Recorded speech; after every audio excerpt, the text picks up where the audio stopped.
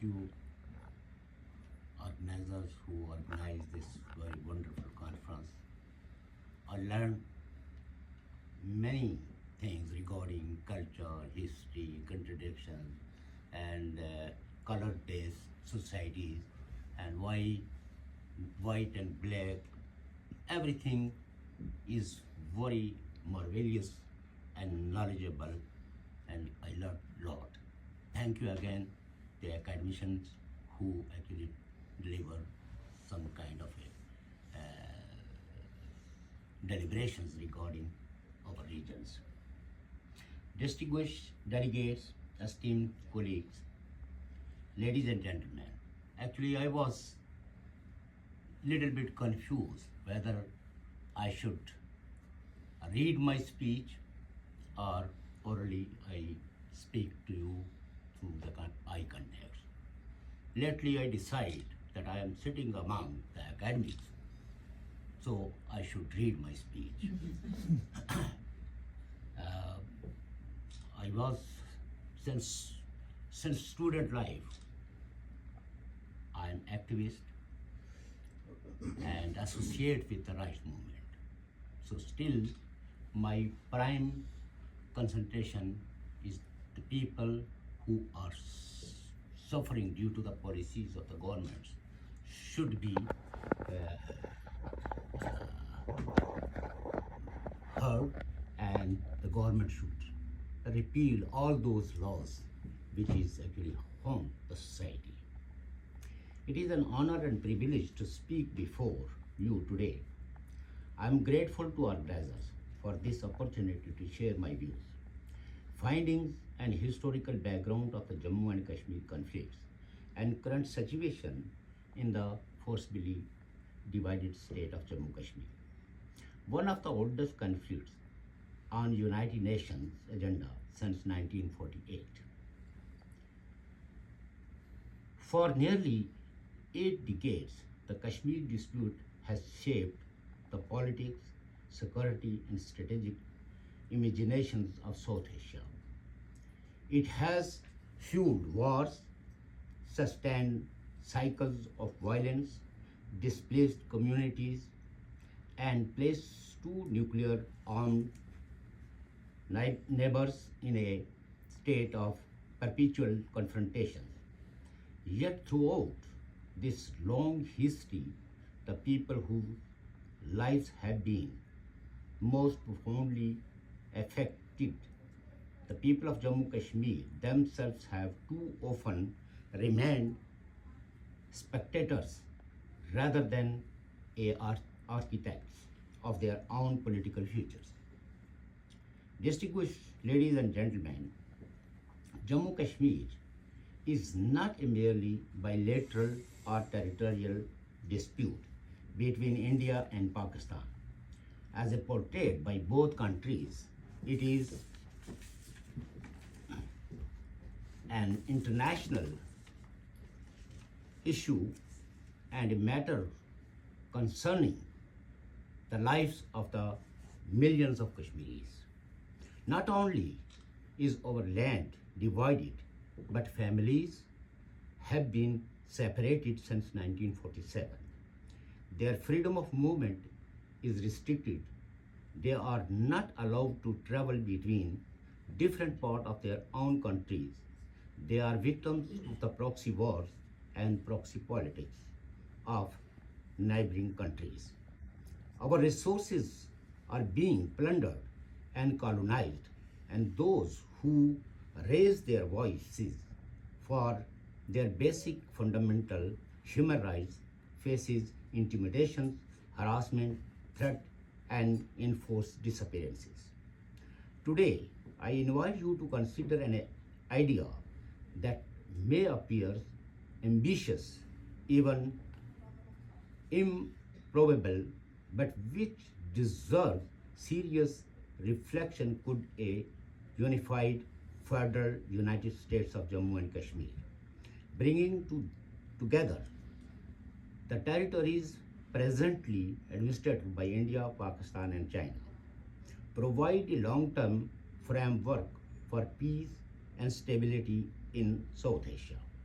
whether such a federation is politically attainable in our lifetime is uncertain. My purpose today is not to argue that it is imminent, but that the principle behind it, that lasting peace must place the aspirations, dignity, and agency of the people of Jammu and Kashmir at its center, is worthy of thoughtful considerations by New Delhi, Islamabad, Beijing, and the wider international community. The case of for the United Kashmir, actually it is an idea.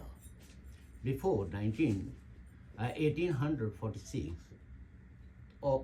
we have the name, official name is Jammu and Kashmir, including Ladakh, Gilgit, and Baltistan.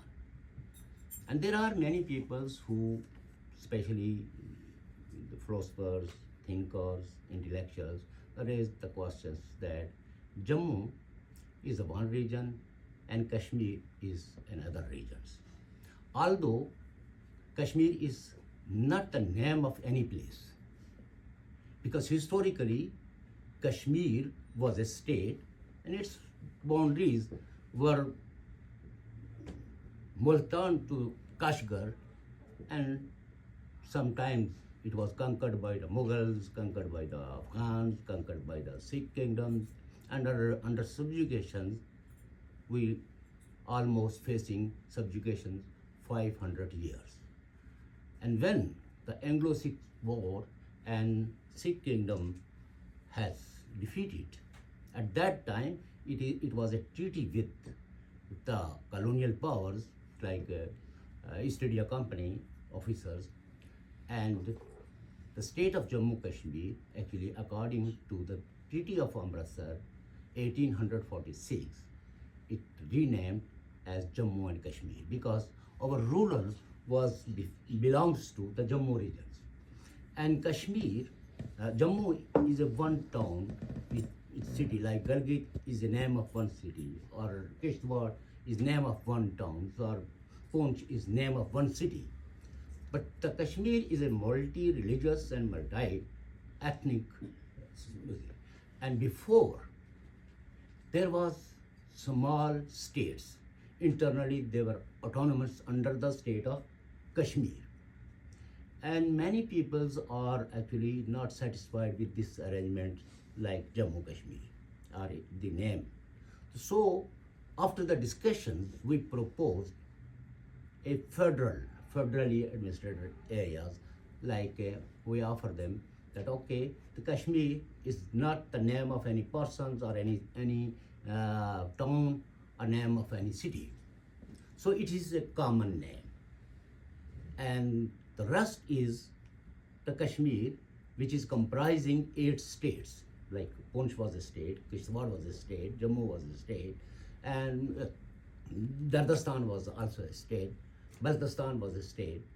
So we offer them that because we have the experience with the India and Pakistan, both the states, rulers, were believing a strong center.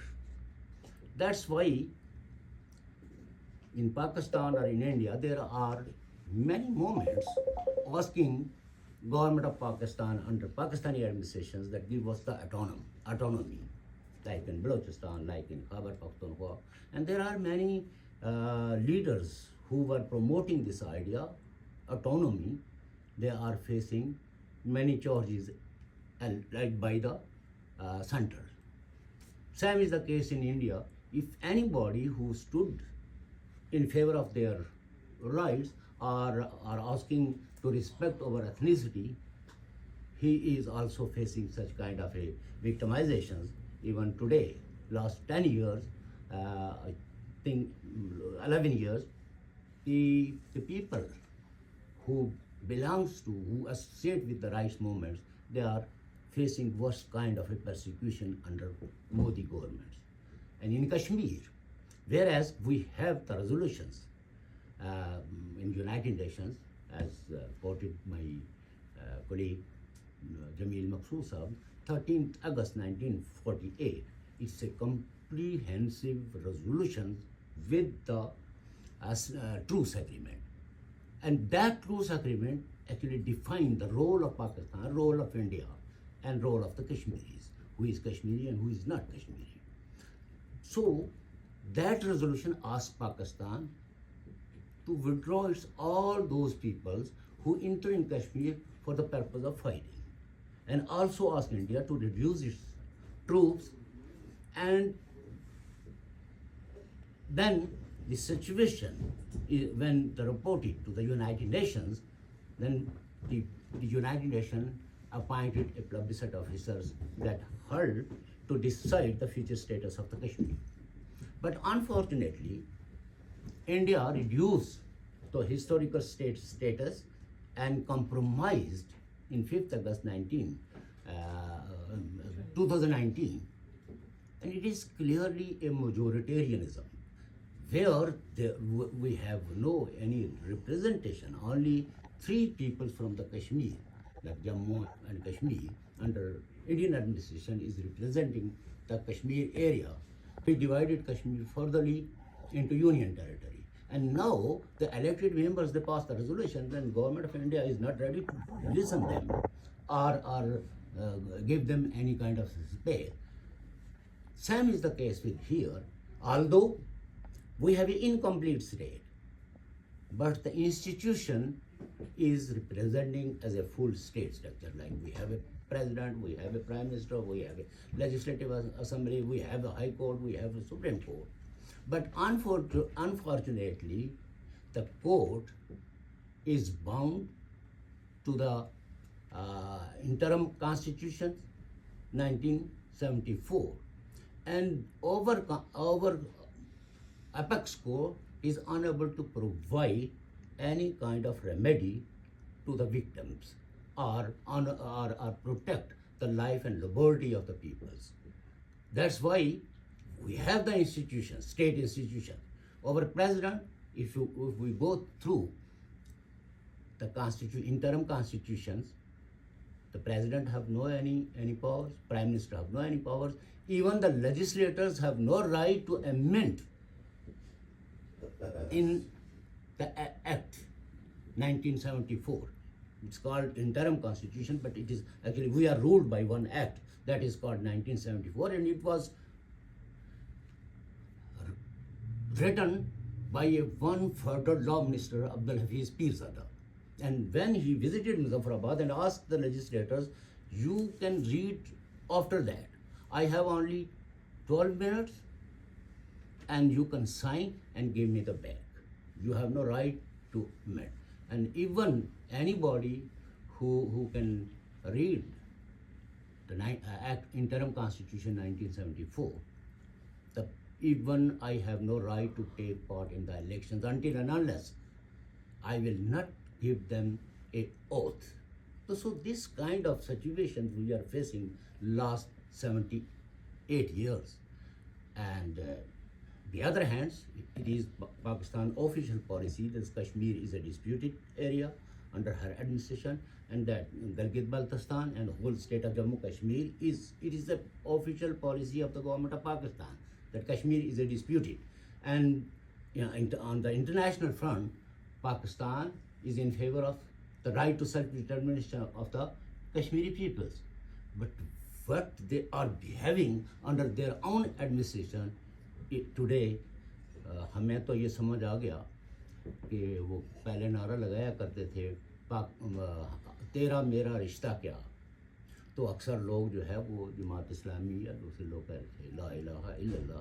तो आज Rawla coat वालों को, मुजफ्फराबाद वालों को वो रिश्ता मालूम हो गया कि ये कोई ला इलाहा इल्लल्लाह वाला रिश्ता नहीं है, क्योंकि ला इलाहा इल्लल्लाह में तो हम एक वहियों का मैसेज प्रोवाइड करते हैं, लेकिन जब लोग चंद एक इश्यूज जो टोटली एडमिनिस्ट्रेटिव लेवल के हैं, लाइक हॉस्पिटल्स में MRI होना, लाइक ECG का होना, या रोड इंफ्रास्ट्रक्चर के लिए, या ब्यूरोक्रेसी के वो अल्ले तल्ले जिनकी वजह से the whole population is actually living in a transit.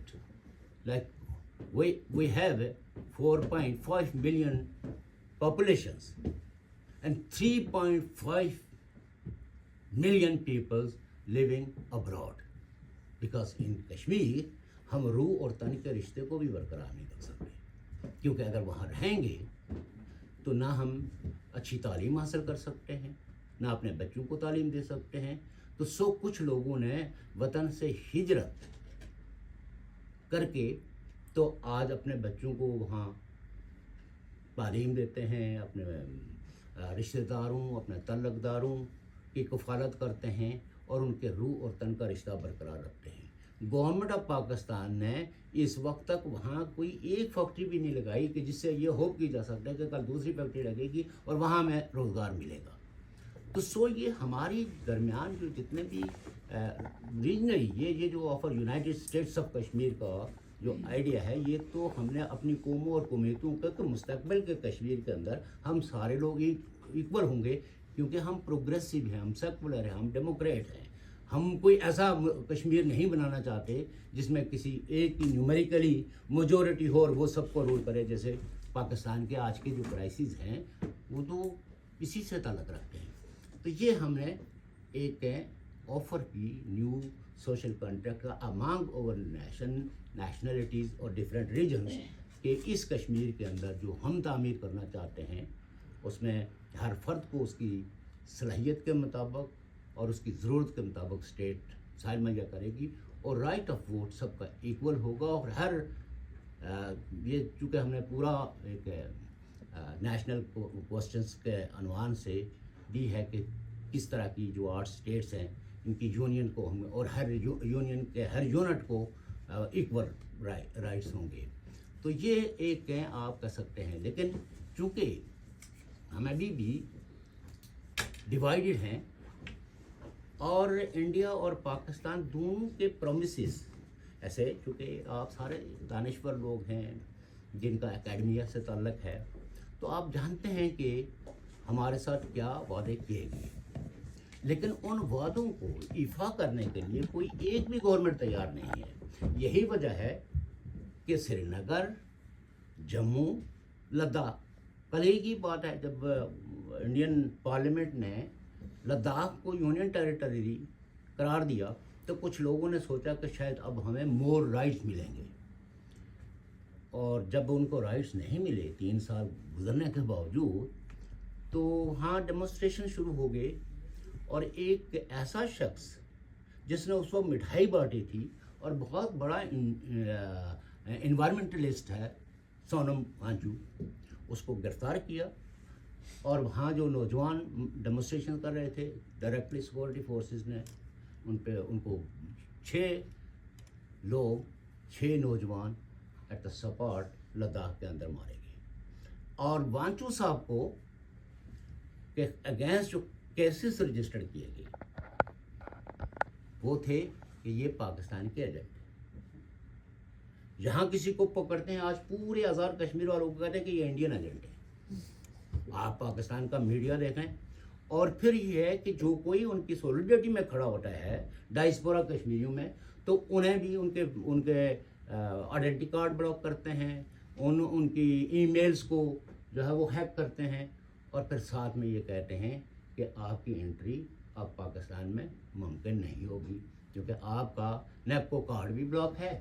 اور جن لوگوں کی ڈیول نیشنلٹی تھی تو ان کی نیشنلٹی کی ایبروگیشنز کے بارے میں بھی کہا جاتا ہے. اور یہ ایک خوف و ہراس کہ تاکہ لوگ ہم آزاد کشمیر کے لوگوں کو یہ احساس دلائیں کہ آپ یکوتن ہیں. اور جس وقت ڈائسپورا ملینز کے حساب سے لنڈن میں اور پورے یورپ میں ڈیمونسٹریشنز کرتا ہے تو لوگوں کو احساس ہوتا ہے کہ کوئی ہمارے لوگ ہیں.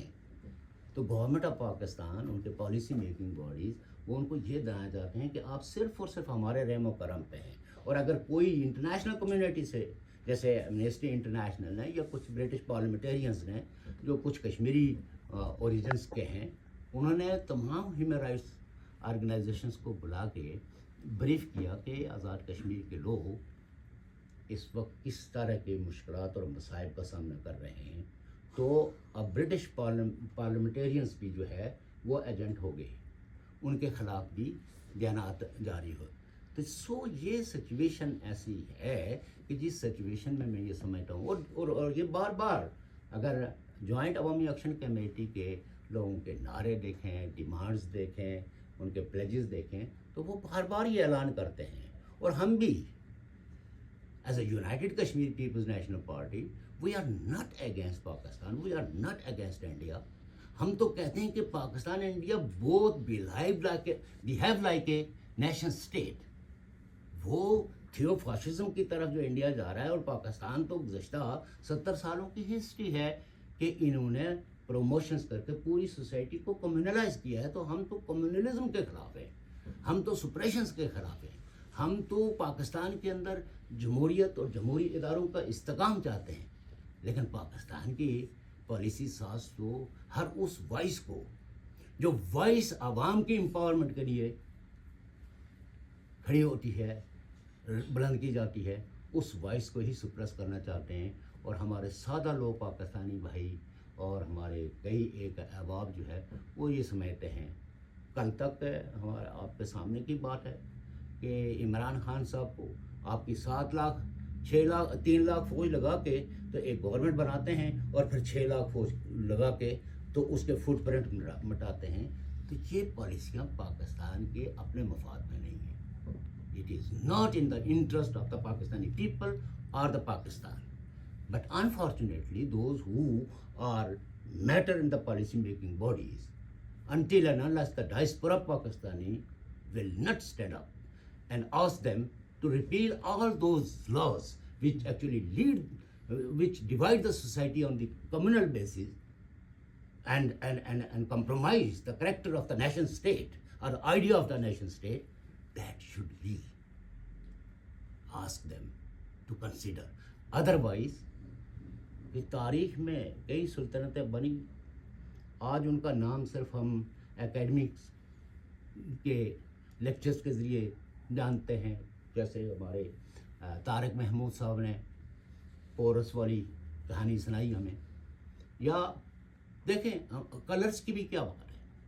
ہم چھوٹے چھوٹے ہوتے تھے, اسکول میں پڑھتے تھے, تو ہمیں نعرہ, ہمارے جو سینئرس تھے وہ نعرہ لگاتے تھے کالے قوانین ختم کرو, اور ہم بھی زور زور سے جواب دیتے تھے. تو جب ہم یونیورسٹی کراچی یونیورسٹی میں داخل ہوئے تو ہمیں پتہ چلا کہ کالے قوانین کیوں, وائٹ قوانین کے خاتمے کا مطالبہ کیوں نہ کیا جانا چاہیے. تو ہمارے منہ سے وائٹ قوانین نکلتا نہیں. ہماری ریزولوشنز اٹھا کے دیکھ لیجیے, وہ بھی آن دا ریشیل ڈسکریمنیشنس کی کو پریزنٹ کرتی ہیں. تو یہ ہمارا قصور نہیں ہے, ہمارے سلیبس کا قصور ہے. ہمارے بڑوں نے ہمیں وہ تعلیم دی نہیں ہے, اور ڈی کالونائزیشنس کا جو کنسیپٹ آف ڈی کالونائزیشنز ہے وہ ابھی بھی ہمارے لوگ سمجھ نہیں پا رہے ہیں, اور ہم اسٹل انڈر دا کالونیل ایتھاس جو ہے, اور انہی نعروں اور انہی تجزیوں کی. کل بھی میں دوستوں سے بات کر رہا تھا کہ ایک سرجنگ کا عہد تھا, we are as a state of Jammu Kashmir concern citizen, we are victim of the cold war era policies at that time. اور ہندوستان اور پاکستان کے قیام کے بعد یہ جو لائن کھینچی گئی, میرے خیال میں آپ نے ہی کہا کہ ہم 2 تقسیم ہوئے, پنجاب تقسیم ہوا اور بنگال تقسیم ہوا. میرے خیال میں تھوڑا بہت سندھ بھی تقسیم ہو گیا, لیکن ہم تو بہت زیادہ تقسیم ہو گئے نا. ہمیں تو جبری طور پر تقسیم کیا گیا, جبکہ ہمارا برٹش انڈیا کی تقسیم سے کچھ لینا دینا نہیں تھا. لیکن بار بار پاکستان کے سیاستدان کہتے ہیں یہ جی انفینش ایجنڈا ہے سب کانٹیننٹ کا, جبکہ سب کانٹیننٹ کی کوئی ڈویژن ہوئی ہے, برٹش انڈیا کی ڈویژن ہوئی ہے آن دی بیسس آف ریلیجن کے. جہاں ہندو میجورٹی ہیں وہ انڈیا, جہاں مسلم میجورٹی ہے وہ پاکستان. اور پرنسلی اسٹیٹ کا تھا جو غیر انڈیپینڈنٹ ایکٹ میں دیکھیں تو, اور یہ بھی بحث چلی ہوا کہ کانگریس کہتی تھی کہ پرنسلی اسٹیٹ کے ہیڈ کو یہ اختیار دینے کے بجائے it is not the sole right اور sole representation to decide the future status of the states, princely states. But it was the Muslim League, it was the British who forced them. No, this process is very complicated. This is the sole constitutional power of the princely head. And Pakistan, before Pakistan and India, we were the state, United State. We were living centuries, even under the state of Kashmir, which was the regional powers at that time. تو ہم کبھی نہیں مذہبوں کی بنیاد لڑے، کیونکہ ہمارے یہاں تو ہندو بھی ہیں، مسلمان بھی ہیں، سکھ بھی ہیں، کرسچنس بھی ہیں، بدھ بھی ہیں. تو کوئی ایک کیس بھی کوئی رپورٹ نہیں کر سکتا سوائے اے کہ ہمارا لاسٹ کنگ یوسف شاہ چک، he was the king of the state of Kashmir. مغلوں نے بلایا اور کچھ ہندوستان سے مذہبی اسکالر بھیجے اور انہوں نے کہا کہ یہ تو شیعہ ہے اور آپ سنی میجورٹی ہو، اور ادھر نیگوسیشنز کے لیے فتح تو نہیں کر سکے، تو پھر کنگ کو بلا کے تو اس کو ادھر قید کر دیا اور وہاں سے میسج بھیج دیا کہ جی میں نے مغل دربار کی اطاعت قبول کر لی.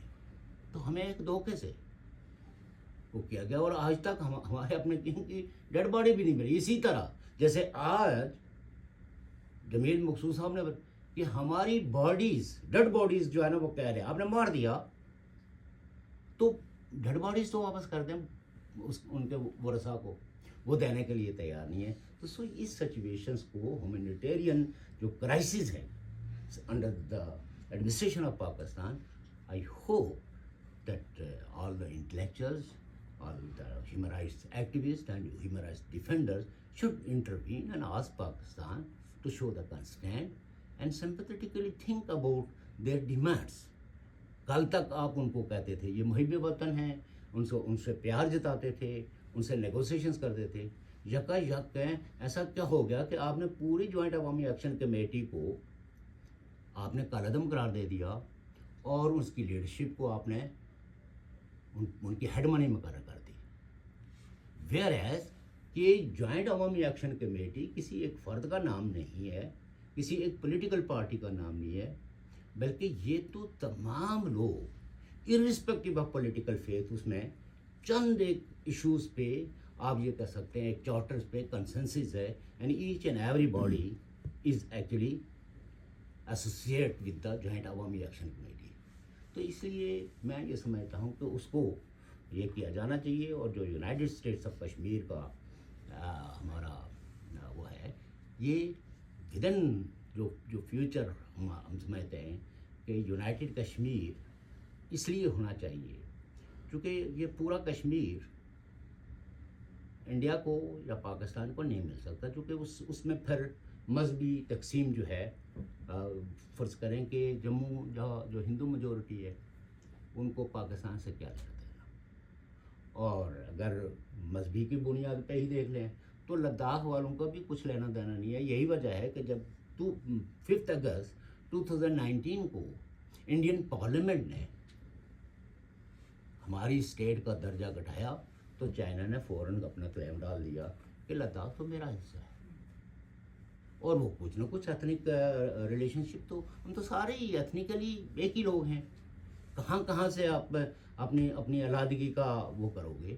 لیکن اچھی بات یہی ہوتی ہے کہ ہم اس 21ویں صدی میں رہتے ہوئے ایک دوسرے کے ساتھ نیگوشیٹ کریں، ایک دوسرے کو یونائٹ ہونے دیں، قوموں کو یونائٹ ہونے دیں، اور ان کے مسائل کے حل کے لیے ان کے رہنماؤں کو وہ سپیس مہیا کیا جانا چاہیے جس سے کہ اس خطے کے اندر، ساؤتھ ایشیا کے اندر وار کے بجائے ایک پرماننٹ پیس آئے. کیونکہ پیس کے ساتھ ہی ہماری ترقی جڑی ہے، اور اگر پیس نہیں ہوگا اور آج جو جنگ کے بادل پوری دنیا کے اندر پھیلے ہوئے ہیں تو آپ دیکھیں کتنی انسرٹنٹی ہے.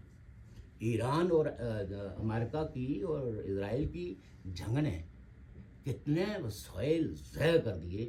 یہ انسانوں کی ترقی پہ اگر پیس ہوتا اور کانفلکٹ کو تھرو پیسفل مینز حل کرنے کی کوششیں کی جاتی تو ہمیں خاص کر کے جو ڈائسپورا پاکستانی ہیں، ڈائسپورا کشمیری ہیں، ڈائسپورا انڈینس ہیں، وہ تو ایک ایڈوانس سوسائٹیز کے اندر رہتے ہیں، وہ تو اپنے معاشرے کو بہتر سجیشنز دے سکتے ہیں پیس کے لیے.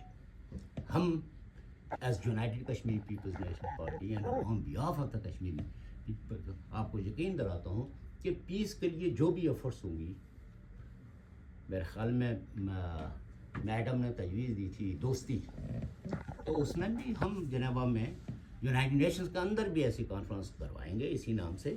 ہمیں کوئی نفرت نہیں ہے، ہم we are not narrow nationalist, ہم پروگریسو لوگ ہیں، ڈیموکریٹک لوگ ہیں، سیکولر ایتھوس کو بلیو کرتے ہیں.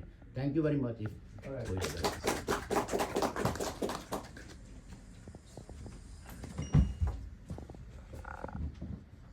Now we have Anuradha Bhasin. No movement of people at the border areas, but the sea of Sindh was divided into Gujarat and Sindh. But دوسری side پہ بھی تو سندھی اسپیکنگ لوگ تو رہتے ہیں نا. نہیں وہ تو ایک نیشن تو تقسیم ہوئی ہے نا، لینڈ پہلے ہو گئی یا بعد میں ہو گئی، لیکن ہوئی تو ہے نا. مختلف ادوار میں دیکھیں ادوار کا وہ نہیں ہے، تقسیم کوئی صرف 1947 میں ہی تقسیم نہیں ہوئی ہے. قومیں تو اس سے پہلے بھی طاقت کے زور پہ تقسیم ہوتی رہی ہے. طاقتوروں نے اپنے حکمرانی قائم کرنے کے لیے کچھ لوگوں کو باغیوں کو دھکیل دیا دوسری جانب، اور جس جگہ پہ وہ اپنا قبضہ برقرار رکھ سکتے تو کر لیا. تو سو بیسیکلی ہم تو کہتے ہیں کہ تمام تاریخی قومیں ان کو یونائٹ ہونے کا موقع فراہم کیا جانا چاہیے. اس میں کوئی شک نہیں ہے کہ اب آپ دیکھیں نا کہ جو مائگریشنز ہوتی ہے وہ کوئی دوسرے علاقے کی محبت میں نہیں ہوتی. یہ تو اسٹیٹس کے نیریٹیوز ہیں.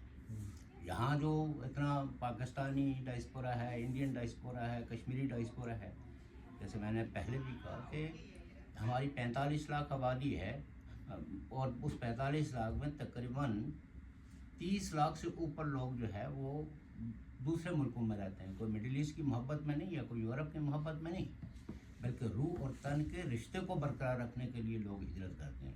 وہاں بھی جب ایک تاریخ کی سب سے بڑی مائگریشن ہوئی ہے انڈیا پاکستان کے قیام کے وقت، کیوں ہوئی؟ اس لیے کہ کچھ لوگوں نے سوچا کہ ایک نیا ملک بن رہا ہے، شاید وہاں زیادہ اپرچونیٹیز ہوں گی، ہم بیٹر لائف گزاریں گے. تو بیٹر لائف کے لیے آگے کچھ لوگوں کو وہاں کی ان تک نہیں ہم یہاں سسٹین کر سکتے ہیں. ان کو تو نہیں پتا تھا نا کہ مودی جی آ جائیں گے اور وہ ان کی زندگی کو بھی مشکل بنا دیں گے. تو یو نیور نو. تو اسی Just like there are forced partitions, there are forced unions as well, right? Yeah. Sindh was a case of that. Sindh had a separate identity till British took it, and they made it united with Bombay Presidency, right? Yeah. At that time, what happened that Sindhi started because it's the same province now, so they started moving towards Bombay, and then they divided it. So the Sindhis were stuck there. So everything is depends on the different factors in that. یہ کوئی dispute نہیں ہے. میں یہ کہتا ہوں کہ اگر پنجاب والوں نے تقسیم کو قبول کر لیا تو ہمیں کیا پرابلم ہے؟ ہم نے تقسیم کو قبول نہیں کیا. ہم کہتے ہیں کہ ہمیں ری یونیفائی ہونے کے موقع ملنے چاہیے. ہم کہتے ہیں کہ ہمیں جبری طور پر تقسیم کیا گیا ہے جنگ کے نتیجے میں. آپ تو والنٹیئرلی آپ نے وہ جو ریڈ کلر لائن تھی اس کو ایکسیپٹ کر دیا. آپ نے اپنا واسرائے جو ہے وہ بھی چن لیا، پھر دوسرے واسرائے کو بھی چن لیا. تو آپ نے اس تقسیم کو ایکسیپٹ کر لیا. لیکن جس وقت آپ نے لوگوں کی آئیڈینٹی چھیننے کی کوشش کی تو وہی لوگ جو بہت یہی رشتہ تلاش کر رہے تھے نا کہ آپ کا اور میرا رشتہ کیا ہے، لا الہ الا اللہ، تو انہوں نے الگ بنگلہ دیش بنا دیا. یہ بھی تاریخ کی حقیقت ہے نا. صرف زبان کے ایشو پہ وہاں لوگوں کو فیئر ہو گیا کہ ہم کہیں ایسا تو نہیں ہے کہ ہماری شناخت خطرے میں ہے. تو دنیا مٹی تو ساری دنیا کی ایک ہی جیسی ہوتی ہے. مکئی جو ہے جہاں پیدا ہوتی ہے جہاں بھی، تو ان زمینوں کی خصوصیت تو ایک ہی جیسی ہوتی ہے. لیکن لوگ اپنے وطن کی مٹی کو کیوں زیادہ عزت اور احترام دیتے ہیں؟ کیونکہ وہ ان کو شناخت دیتی ہے. کوئی آدمی بھی اپنے آپ کو ڈی فیس نہیں رکھنا چاہتا. ہر آدمی اپنے فیس کے لیے اسٹرگل کر رہا ہوتا ہے، اور جو کوئی طاقت بھی ان کو ڈی فیس کرنے کی کوشش کرتی ہے، ان سے ان کی آئیڈینٹی چھیننے کی. تو ساؤتھ ایشیا میں جب ہم یہ کہتے ہیں کہ ساؤتھ ایشیا میں امن کیسے ہو سکتا ہے، تبھی ہوگا نا کہ جتنے بھی ریجنل کنفلکٹس ہیں تو پیسفل میں اگر وہ ریزالو ہوتے ہیں تو اس سے کیا ہوگا؟ اس سے یہ ہوگا کہ ایک آپ ہے جس طرح یورپین یونین میں یہاں بھی کنفلکٹس ہیں ابھی یوکرین کے ایشوز پہ، لیکن جنرلی یہ ایک کیونکہ ایڈوانس کنٹیننٹ تھا تو انہیں یورپین یونین بنائی آج بھی کہیں نہ کہیں اس یونین کے خلاف کنسپریسیز تو ہو رہی ہیں. جیسے برطانیہ نکل گیا تو وہ ایسا نہیں ہے کہ برطانیہ کے لوگوں نے اس پہ، بلکہ سم ہاؤ یورو جو ہے وہ ڈالر کو ہرٹ کر رہا تھا. پھر کہیں نہ کہیں یورپین یونینز کے فیصلے جو ہے وہ امریکن ہیجمانی کو نہیں تسلیم کر رہے تھے. تو دیر آر مینی ریزنس. ہم یہ کہتے ہیں کہ اگر ہم ساؤتھ ایشیا کے اندر امن کے خواہ ہیں اور ساؤتھ ایشین کسی یونین یا کوئی فیڈریشن بنتی ہے تو اس میں ضروری ہے کہ ریجنل کر رہے. جیسے انڈیا پاکستان تو ملک بن گئے، فائن، آپ ایک دوسرے کو ایکسیپٹ کر لیجئے. اور وہ ایریاز جو ڈسپیوٹ ہوئے due to the war mongering forces, اور جیسے میں نے پہلے بھی کہا کہ اس وقت ضرورت کس کی تھی کشمیر کے اندر. اب تو ڈاکومنٹس آ گئے ہیں. سردار پٹیل نے لیاقت علی خان صاحب جو پرائم منسٹر تھے پاکستان کے، ان کو آفر کی. انہوں نے کہا کہ آپ ہمیں بیوقوف سمجھتے ہیں کہ ہم کشمیر کی پہاڑیاں لے لیں حیدرآباد کی سونی مٹی کو چھوڑ کے. اب یہ ہے یا نہیں ہے، لیکن اس وقت تو نہ انڈین آرمی کشمیر میں تھی نہ پاکستانی آرمی کشمیر میں تھی. اس وقت تو کشمیر یونائٹڈ تھا. تو تب انہوں نے خرید فروخت ایک دوسرے کے تبادلے کرنے شروع کر دیا علاقوں سے. اس میں تو ایک منٹ سوال کریں. میں نے کہیں پڑھا اس میں کہ یہ جو آفر کی نا پٹیل صاحب نے ان کو، لیاقت علی صاحب کو، تو انہوں نے بڑی چالاکی کی اپنے طور پہ کہ وہ جو یہ چالاکیوں کو ہم نہیں کہتے. یہ جو لارڈ ماؤنٹ بیٹن نے اس کو ہم لے لیں گے، باقی وہ لے لیں کیونکہ وہ اس کے بیچ میں اور لارڈ ماؤنٹ بیٹن نے یہی پیشکش آفیشلی مہاراجہ کشمیر کو کی کہ جناب ہم کشمیر کی انڈیپینڈنس کے حق میں بالکل نہیں ہے. تاج برطانیہ یہ کہتے ہیں کہ اگر آپ پاکستان کے ساتھ شامل ہونا چاہیں تو انڈیا کو کوئی اعتراض نہیں ہے، اور اگر آپ انڈیا میں شامل ہونا چاہتے ہیں تو پاکستان کو کوئی اعتراض نہیں ہے، لیکن آپ کو یہ فیصلہ فوری کرنا ہوگا. تو مہاراجا نے کہا کہ میں اتنا جلدی فیصلہ نہیں کر سکتا ہوں کیونکہ میری جو ڈیموگرافی ہے وہ مجھے کمپل کر رہی ہے کہ وداؤٹ اینی کنسلٹیشنز اگر میں کوئی فیصلہ کروں گا تو یہاں خون کی ندیاں بہہ جائیں گی. اور اس نے بالکل کہا کہ یہ ہے ہماری ڈیموکریٹک پوزیشن. اس پہ کوئی ٹو نیشن تھیوری کا اطلاق اس لیے نہیں ہوتا کہ یہاں لداخ میں ورلنگ میجورٹی جو ہے وہ بدھسٹ کی ہے، جموں میں ورلنگ میجورٹی ہندوز کی ہے، اور ویلی اور گلگت بلتستان یہ ورلنگ میجورٹی مسلمانوں کی ہے. نیومریکلی اگر پوری اسٹیٹ کی آبادی کے لحاظ سے کہا جائے تو وہ تو مسلمز ہے. لیکن آپ دیکھیں کہ پنجاب کے ولیجز بھی تقسیم ہوئے آن دی بیسس آف ریلیجن. تو وہ جو مہاراجا کے آرگومنٹس ہیں وہ بھی سارے موجود ہیں نا اب ہسٹریز میں. اب لوگ تو کوئی ایسا ڈاکومنٹ تو ہے نہیں کہ جو ڈھکا چھپا ہو یا کوئی کسی نے ایسی خفیہ پلاننگ کی. اور جو پلیجز ہیں انڈیا کے بھی اور پاکستان کے بھی تو وہ تو یونائٹڈ نیشنز کے دونوں سگنیٹریز ہیں. دونوں نے جو ہے وہ ٹروس اگریمنٹ کو سائن کیا ہوا ہے. دونوں نے پلیبسٹ کا کشمیریوں سے وعدہ کیا ہوا ہے. لیکن مان نہیں رہے. چلو چالاکیاں آپ اپنے تہیں جتنی مرضی کریں، لیکن جب ایک نیشنز کے مستقبل کا سوال ہو تو وہاں تو آپ کی چالاکیاں پکڑنے والے تو بے شمار لوگ ہیں نا. وہ ان کے ساتھ چالاکی کریں یا ان کے ساتھ کریں، لیکن قوموں کی تقدیر چالاکیوں سے نہ تو تباہ ہو سکتی ہے اور البتہ ڈیلے ہو سکتا ہے. جیسے اسپین 600 سال 800 سال جو ہے وہ غلام رہا، لیکن جن لوگوں نے لڑ کے اسپین بنایا تو آج وہ ساری دنیا کے لیے ایک محبت کا پیغام دے رہا ہے. کتنے امیگرینٹس ہیں جو اپنے ملکوں اپنے حکمرانوں کے ظلم سے ستائے ہوئے وہاں پہنچتے ہیں تو وہ ان کو گلے لگا لیتے ہیں. پرتگال کی بھی یہی مثال ہے. تو قومیں غلام رہیں 200 سال تک. انڈیا آپ دیکھیں 30,000 لوگوں نے پورے انڈیا کو غلام بنا لیا اور 200 سال تک حکومت کی. تو ہمیں کوئی ایسی جلدی نہیں ہے کہ کوئی، ہم کہتے ہیں کہ اگر پرامن طریقے سے یہ مسئلہ حل ہو تو کچھ تو خون کم ہوگا. انسانی جانوں کا، انسانی وسائل کا، ریاستوں کے وسائل کا جو ہے وہ کم نقصان ہوگا. اور اگر یہی جنگی کیفیت رہتی ہے تو انڈیا اور پاکستان تو اسلحے کی دوڑ میں، یہ کوئی میں تو نہیں کہہ رہا ہوں، یہ تو سارے ڈاکومنٹ سارے شواہد بتاتے ہیں کہ دونوں ملک جو ہے ان کا ہیلتھ بجٹ دیکھیں، ایجوکیشن بجٹ دیکھیں، ڈیولپمنٹل بجٹ دیکھیں اور دفاع کے نام پہ جو بجٹ دیکھیں تو وہ بہت زیادہ ہے. तो इस तरह तो तमाम जो प्रिंसेस स्टेट थी, जूनागढ़ भी था, उसका भी केस अब यूनाइटेड नेशन में आया। ना वो विड्रॉ कर दिया था ना उन्होंने। नहीं हर स्टेट नो नो जूनागढ़ का कोई वहाँ केस रेफरेंडम हो गया था बाकी नहीं नहीं, लेकिन वो यूएन के एजेंडे पे नहीं है ना। हम तो ये कहते हैं ना कि कश्मीर का केस तो स्टिल यूएन के अंदर मौजूद है और यूएन के ऑब्जर्वर्स भी कश्मीर के अंदर मौजूद हैं, मिलिट्री ऑब्जर्वर्स। एक तो इंडिया को जो इंडिया की अपनी आइडेंटिटी है, इंडिया का जो पूरा इलाका है, इलाके के अंदर आप नेशनलिटीज़ के बुनियाद पे कर लें, अगर दूसरी बुनियाद पे इलाकों को वो उस बुनियाद पे तो फिर पाकिस्तान बनाने की भी, फिर कश्मीर बनाने की भी, फिर तो सारी अगर एक United India union of India बनता है तो उसमें तो कश्मीरियों को भी शायद कोई ये तो एक न्यू सोशल कॉन्ट्रैक्ट कोई ऑफर करेगा, उस पर कौमें और कौमियतों के नुमाइंदे सोच के उसको वो फैसला कर लेंगे। अभी तो हम कहते हैं कि पाकिस्तान और इंडिया को नेगोशिएशंस करने चाहिए टू रेस्टोर द पीस, लोगों की जान माल और पीपल्स टू पीपल्स कॉन्टैक्ट बहाल होने चाहिए, क्योंकि ये 1947 में तकसीम होने वाले लोगों के आधे रिश्ते उधर बैठे हुए आधे इधर है।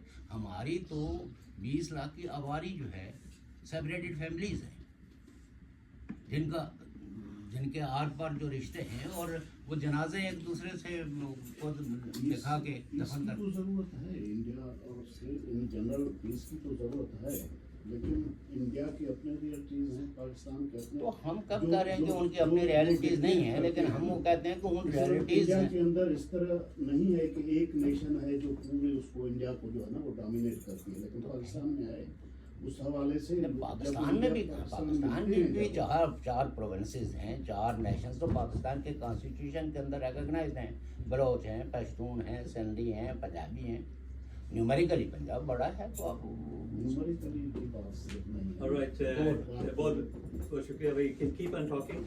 हाँ। तो अभी हम बाहर चलेंगे, एक ग्रुप पिक्चर बनानी है। In 1947, the region of Azad Jammu and Kashmir came under the administration of Pakistan. Nevertheless, it was contrary to the recommendations made under 13th August 1948 United Nations Commission for India-Pakistan resolution. But on the contrary, Pakistan introduced various constitutional arrangements to control and consolidate its control over the region, and final constitutional arrangement was imposed in 1974, which is known as interim constitution.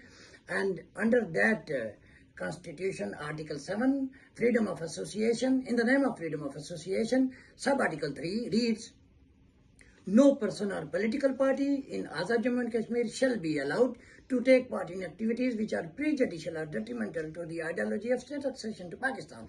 Whereas Article 257 of the Constitution of Pakistan reads, when the people of the state of Jammu and Kashmir as a whole shall decide to accede to Pakistan, the relationship between the people of that state and Pakistan shall be determined in accordance with the wishes of the people of that state.